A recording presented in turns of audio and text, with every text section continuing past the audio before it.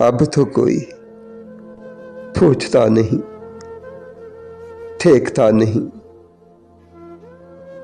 वो भी क्या दिन थे जब लगन की शिद्दत इंतहा को थी।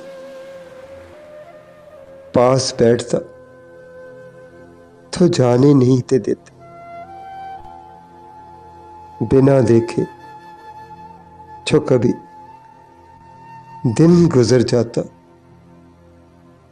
तो खफा हो जाते। अलग अलग जीने का तसव्वुर ही नहीं था।